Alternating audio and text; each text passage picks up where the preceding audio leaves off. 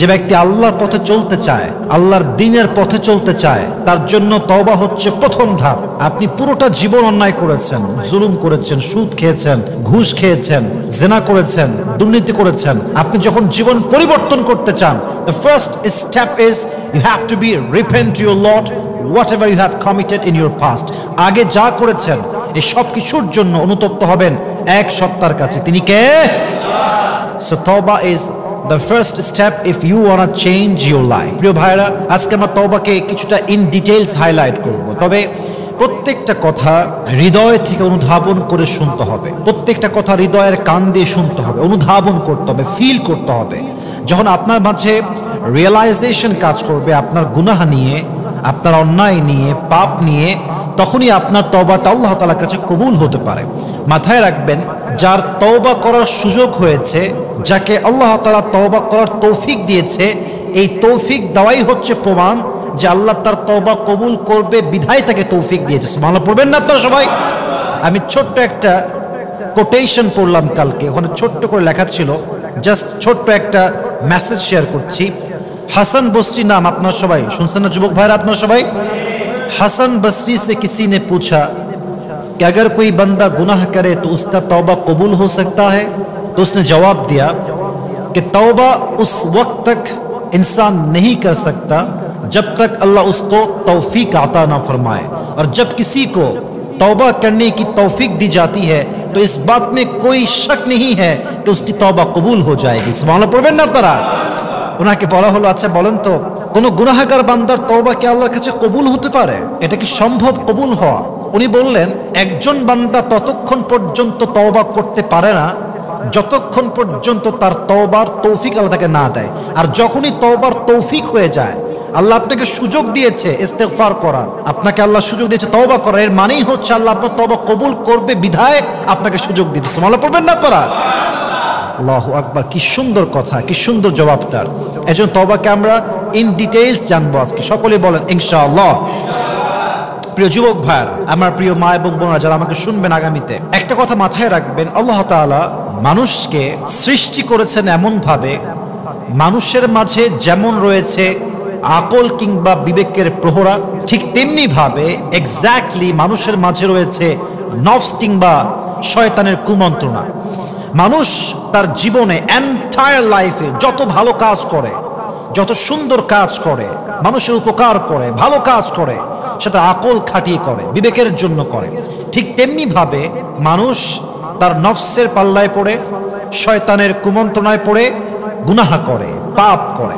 যখনই মানুষ কোনো পাপ করে, তখন শয়তান তার সামনে পাপের কাজগুলোকে সুশোভিত করে উপস্থাপন করে।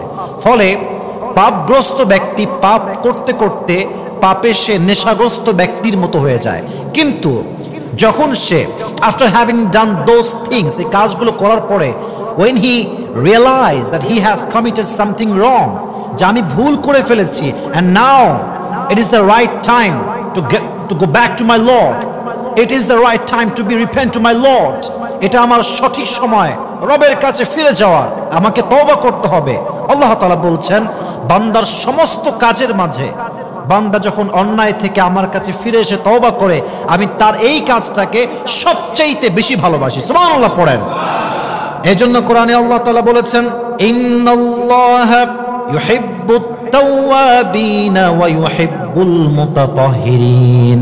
যেই বান্দা আল্লাহর কাছে তওবা করে ফিরে যায়, তাকে ভালোবাসে একজন, তিনি কে? আবার আল্লাহ রাব্বুল আলামিন সেই বান্দাকেও ভালোবাসেন। ওয়া ইউহিব্বুল মুতাতাহহিরিন, যে বান্দার পবিত্রতা পছন্দ করে তাকে ভালোবাসে একজন, তিনি কে?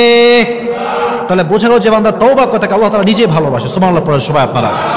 এখন আসেন, what is the importance of তওবা? তওবার প্রয়োজনটা কেন?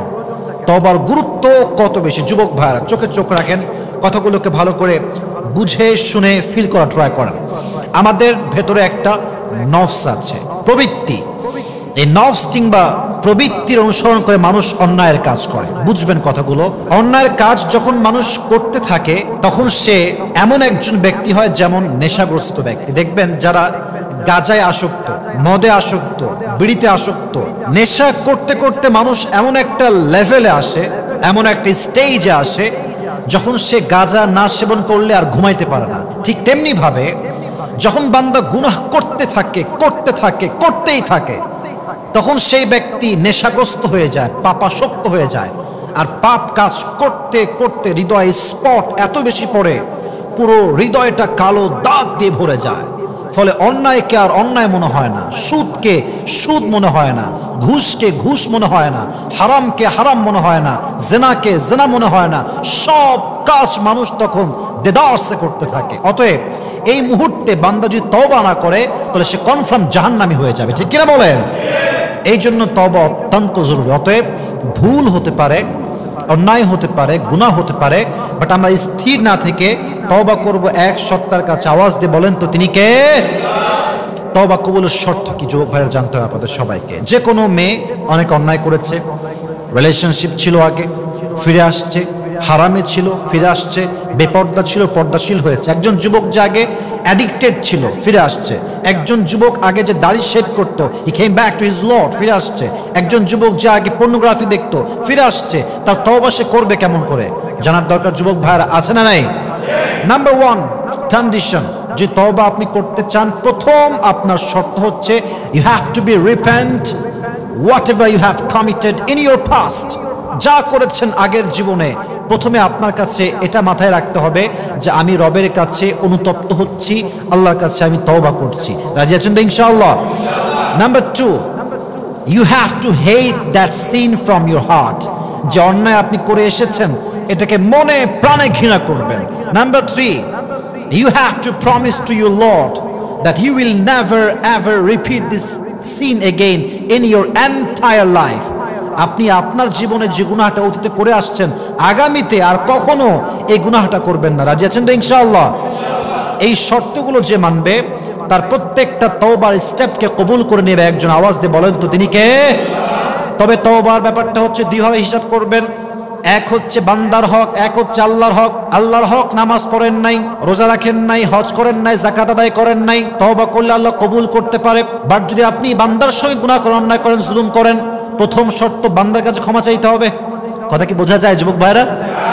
বান্দাকে ক্ষমা চাইতে হবে যে ভাই আপনার কাছে ভুল করেছিলাম, ক্ষমা চাই। নাম্বার 1। নাম্বার 2, যদি আপনি তার কোনো হক নষ্ট করেন, কারো সম্পদ লুণ্ঠন করেছেন, কারো জমিকে আত্মসাৎ করেছেন, তাকে তার প্রাপ্য ফিরিয়ে দেওয়া লাগবে। 1, তার কাছে ক্ষমা চাবেন। 2, তার যে প্রাপ্য তাকে ফিরাই দিবেন। তাহলে আপনার তওবাকে পরিপূর্ণ খাঁটি তওবা হিসেবে কবুল করবে একজন। আওয়াজ দিয়ে বলেন তো তিনি কে?